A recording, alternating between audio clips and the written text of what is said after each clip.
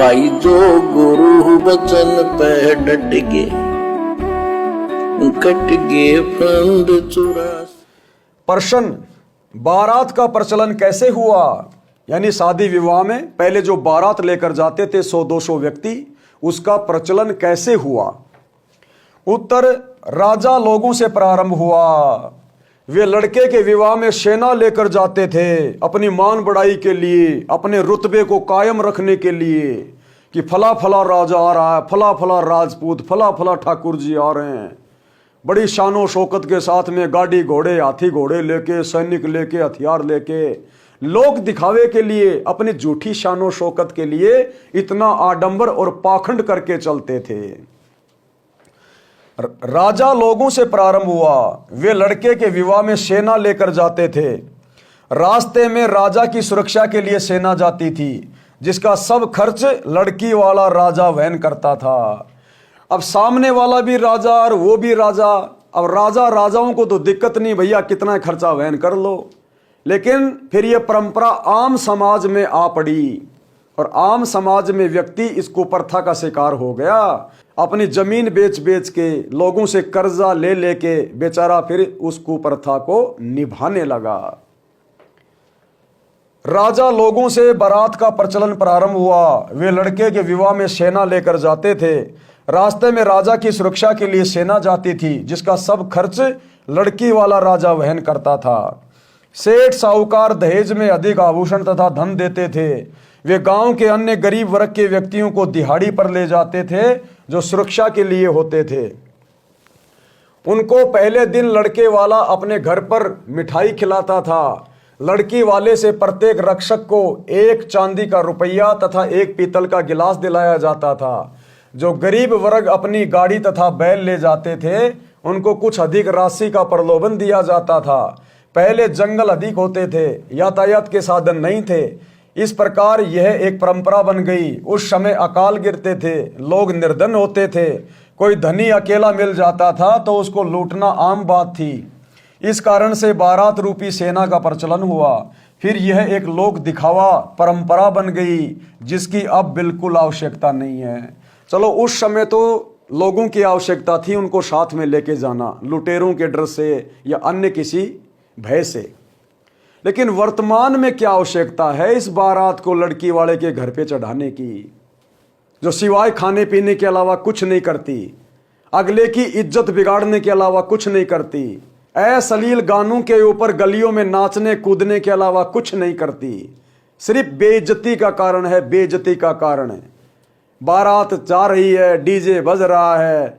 आधे से लोग तो यूं गांव की लड़कियों को देखते रहते हैं, जो छतों पे बैठी बैठी लड़के को देखती रहती है। अब वो भी निकम्मी है, नालायक है। क्या देख रही है उसको? अपने पति को देखना जो अपने घर में है, उसके पति को देख रही है, दूल्हा कैसा है, कैसा सुंदर है। ये पतिव्रता स्त्री के लक्षण नहीं है।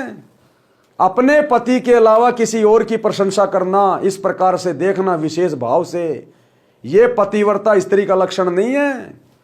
अरे ये तो समाज की बिगड़ी हुई औरतें, जिनको वेश्या कहा जाता है, वो अपने झरोखों से गैर पुरुषों को देखा करती थी, हार श्रृंगार करके उनको रिझाने के लिए कि मेरा ग्राहक मेरे पास आ जाए। और काल ने ये कुरीति गांव गांव में पैदा कर दी। शादी होती है, दूल्हा आ रहा है, गांव वाले आ रहे हैं, लड़के अश्लील हरकतें कर रहे हैं, ऊपर लड़कियों की तरफ देख रहे हैं, ऊपर से वो भी हंस रही हैं, देख रही हैं। तो समाज ने हर प्रकार से अश्लीलता की आग लगा रखी है। वर्तमान में बारात की कोई आवश्यकता नहीं है। प्रश्न, भात तथा न्योदा न्योदार कैसे चला? उत्तर, उसका मूल भी बारात का आना, दहेज का देना, बारात ले जाने के लिए लड़के वाले द्वारा मिठाई खिलाना। यानी बारातियों को लोभ लालच दिया जाता था कि तुम्हें 3 दिन तक बढ़िया खिलाएंगे पिलाएंगे, और आते समय 1-1 पीतल का लोटा और 1-1 चांदी का सिक्का भी दिलाएंगे। तो इस लालच में लोग बारात में चले जाते थे। फिर धीरे धीरे ये परंपरा बन गई। लड़की वाले के लिए भी उस बारात के लिए मिठाई तथा रुपया गिलास देना आदि के कारण भात तथा न्योंदा प्रथा प्रारंभ हुई। अब लड़की वाला बेचारा इतना सारा खर्चा अकेला कहाँ से उठाएगा, इसलिए भात की परंपरा शुरू हो गई कि उस लड़की के जो मामा जी हैं वो भात भरने आएगा और वो फिर कुछ 1000-2000 रुपये, 10-11 हज़ार रुपये, 1,00,000-2 लाख रुपये जैसा भी है, वो उस भात के बहाने जो है उनको देके जाएगा। तो ऐसे परंपराओं से फिर ये परंपरा बिगड़ती चली गई। लड़की वाले के लिए भी उस बारात के लिए मिठाई तथा रुपया गिलास देना आदि के कारण भात तथा न्योता प्रथा प्रारंभ हुई। न्योता समूह में गांव तथा आसपास गवांड गांव के प्रेमी प्यारे व्यक्ति होते हैं। जिनके लड़के या लड़की का विवाह होता था तो अकेला परिवार खर्च वह नहीं कर सकता था। उसके लिए लगभग 100 या अधिक सदस्य उस समूह में होते हैं। जिसके बच्चे का विवाह होता था तो सब सदस्य अपनी वित्तीय स्थिति अनुसार न्योता यानी धनराशि विवाह वाले के पिता को देते थे, जिसको न्योता भी कहते हैं और कई जगह जिसको कन्यादान भी कहते हैं। ये कन्यादान की परंपरा इसी प्रकार शुरू हुई थी कि आसपास के गांव नगर के लोग जिनको न्योता दिया जाता था वो फिर उस लड़की के विवाह में जीवने के लिए आते थे, खाना खाने आते थे। और उससे पहले कोई 11 रुपये लिखवा रहा है कन्यादान में, कोई 21, कोई 1000, कोई 500। तो पहले जब समाज में किसी गरीब की लड़की की शादी होती थी तो वो बेचारा अकेला बारात का इतना खर्चा, लेन देन का इतना खर्चा नहीं उठा पाता था। तो ये कन्यादान की परंपरा शुरू हो गई उसकी मदद के लिए। आसपास के लोग वहां आते थे, खाना खा जाते थे और कन्यादान के नाम पे कुछ उसकी धन देकर मदद कर देते थे। तो इस प्रकार से ये कुप्रथाएं समाज के अंदर प्रचलित हुई हैं। जिसके बच्चे का विवाह होता था तो सब सदस्य अपनी वित्तीय स्थिति अनुसार न्योता विवाह वाले के पिता को देते थे, यानी कन्या राशि के रूप में। कोई 100 रुपये, कोई 200 रुपये, कोई कम, कोई अधिक, जो एक प्रकार का निःशुल्क उधार होता था। यानी जो कन्यादान होता था वो वापस नहीं देना होता था, चुकाना नहीं होता था, उस पर ब्याज नहीं देना पड़ता था। सबका न्योते का धन लिखा जाता है। प्रत्येक सदस्य की बही यानी डायरी में प्रत्येक विवाह पर दिया न्योता लिखा होता है। इस प्रकार विवाह वाले परिवार को धन की समस्या नहीं आती है। भात क्या है, ये भात क्यों शुरू हुआ? भात भी इसी कड़ी में भरा जाता है। बहन के बच्चों के विवाह में कुछ कपड़े तथा नगद धन देना भाई द्वारा की गई सहायता भात कहा जाता है। जो धन बहन को लौटाना नहीं होता। जिन बहनों के भाई नहीं है वे उस दिन अति दुखी होती हैं, एकांत में बैठकर रोती हैं।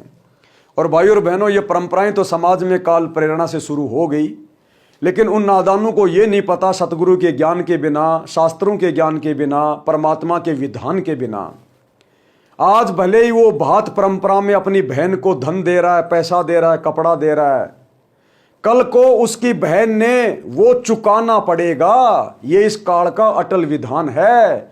एक लेवा एक देवा दूतम, कोई किसी का पिता नहीं पुतम। ऋण संबंध जुड़ा सब नाता, अंत समय सब 12 बाटा।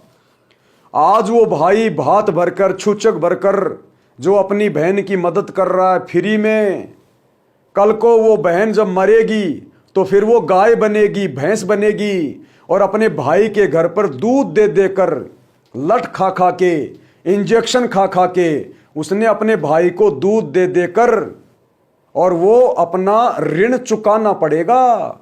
ये इस काल का भयंकर षड्यंत्र है।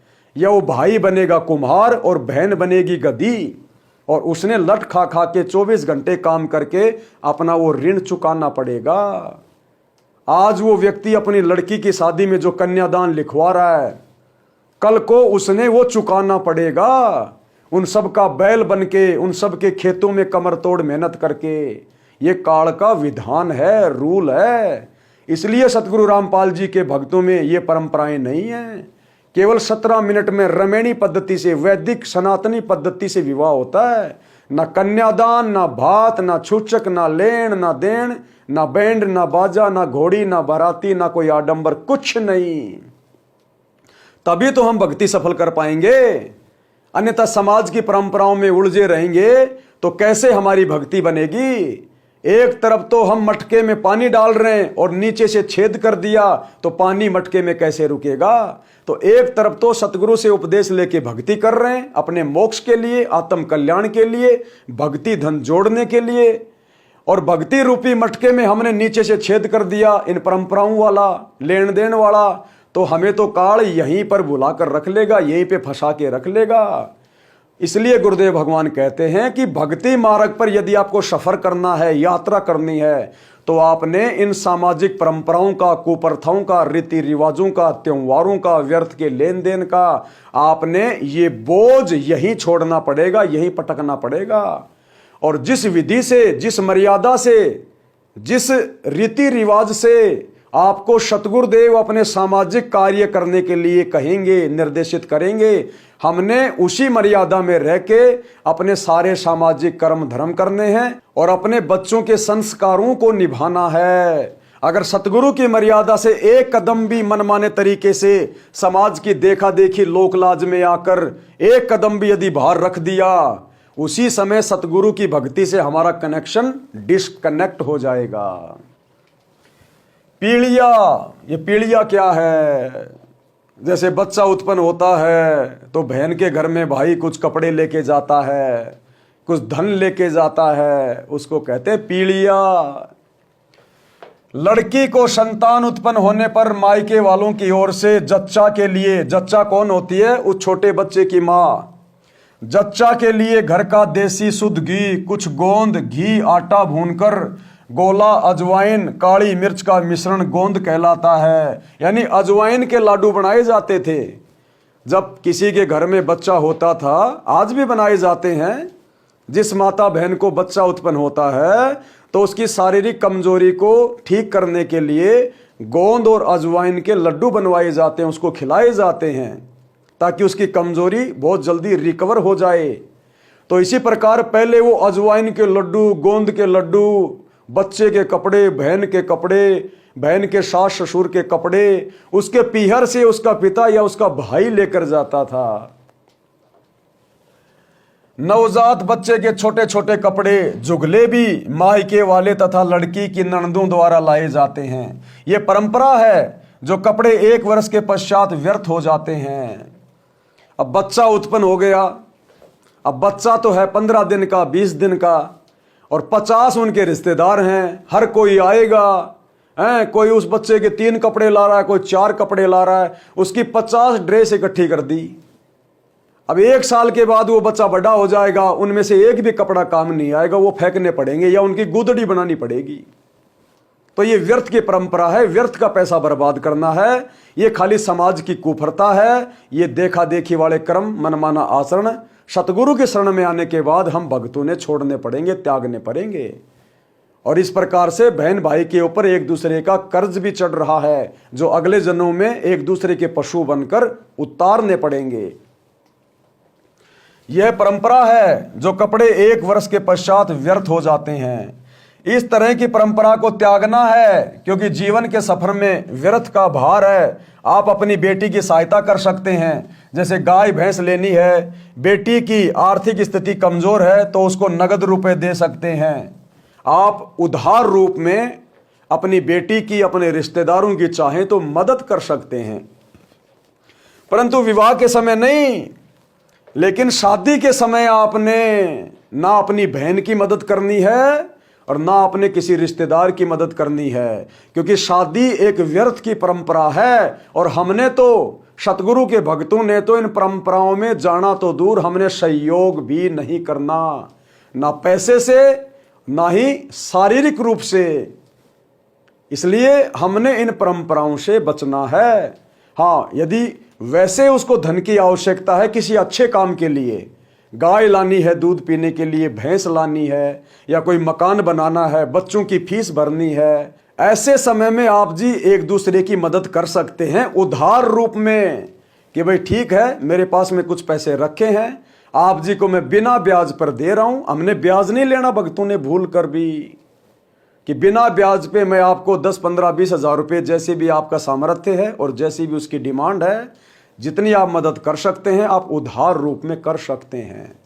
लेकिन यदि बहन बेटी के घर में ब्याह शादी है, कोई बात है, छूचक है, बच्चों का जन्मदिन है, या और कोई पाखंड है, कोई त्योहार है, और वो यदि आपसे मदद मांगती है और यदि आपने मदद कर दी, तो फिर उन कुप्रथाओं में आपका सहयोग माना जाएगा। इसलिए हमने बहुत सोच समझ के कदम आगे बढ़ाना है। जैसे गाय भैंस लेनी है, बेटी की आर्थिक स्थिति कमजोर है तो उसको नगद रुपए दे सकते हैं, परंतु विवाह के समय नहीं। बेटी का आपकी संपत्ति में से हक दे सकते हैं अगर बेटी लेना चाहे तो।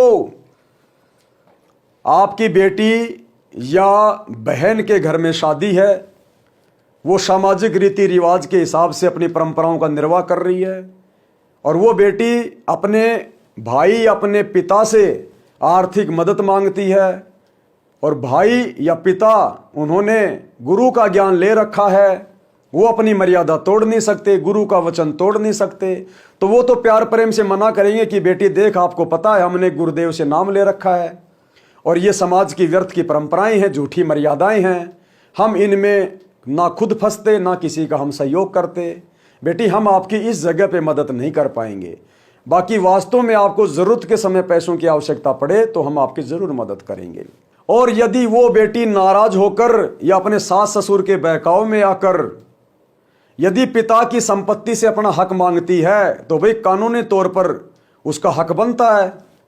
तो आप लोगों ने अपनी बेटी का हक यदि वो मांगती है जमीन में तो आप उसको दे सकते हैं। अगर वो मांगेगी तो आपने देना पड़ेगा, कानूनन भी देना पड़ेगा, और सतगुरु के भगत होने के नाते भी अपनी बेटी को अपनी संपत्ति का जो हिस्सा जो उसके हिस्से में आता है वो आपने उसको देना पड़ेगा। तो यदि वो अपनी बेटी की शादी के समय यदि अपनी संपत्ति में से अपने पिता से हिस्सा मांगती है तो पिता संपत्ति का हिस्सा जानकर उसको दे सकता है, लेकिन ब्याह शादी में उसने बिल्कुल भी मदद नहीं करनी है, और ना ही ऐसे समय में, क्योंकि ऐसे समय भगत की परीक्षा के समय होते हैं। फिर भगत कहीं कमजोर ना पड़ जाए कि शादी के मामले में तो खाली 20-25 हज़ार रुपये देने पड़ेंगे और संपत्ति में हिस्सा दूंगा तो ये तो कई लाखों की ले जाएगी, तो क्यों ना इसको 20-25 हज़ार रुपये दे देता हूं, पीछा छूट जाएगा। भले ही पूरी संपत्ति क्यों ना चली जाए, लेकिन सतगुरु का वचन नहीं तोड़ना, क्योंकि सतगुरु के वचन से बड़ी संपत्ति धरती पे कोई नहीं है। परमात्मा कहते हैं गुरु समान दाता नहीं, याचक शिष्य समान, 3 लोक की संपत्ति 100 गुरु दीनी दान। अरे अगर वो ले भी गई तो ले जाए, उसका हक था। भगत को परमात्मा पता नहीं कहां से दे देगा, क्या दे देगा। इसलिए भगत ने शौपन में भी अपने गुरुजी की मर्यादा तोड़ने का ख्याल अपने मन में नहीं लाना चाहिए। जैसे गाय भैंस लेनी है, बेटी की वित्तीय स्थिति कमजोर है तो उसको नगद रुपए दे सकते हैं, परंतु विवाह के समय नहीं। बेटी का आपकी संपत्ति में से हक दे सकते हैं अगर बेटी लेना चाहे तो। बेटी को चाहिए कि आवश्यकता पड़ने पर धन ले ले परंतु फिर लौटा दे। बेटी को चाहिए अगर आवश्यकता पड़ी है तो अपने पिता या भाई से उधार रूप में धन ले सकती है, लेकिन समय पर उसको वापस भी लौटा दे ताकि उस बेटी पर किसी प्रकार का कोई कर्जा ना चढ़े, परंतु फिर लौटा दे। परमात्मा पर विश्वास रखे, आपका सम्मान बना रहेगा।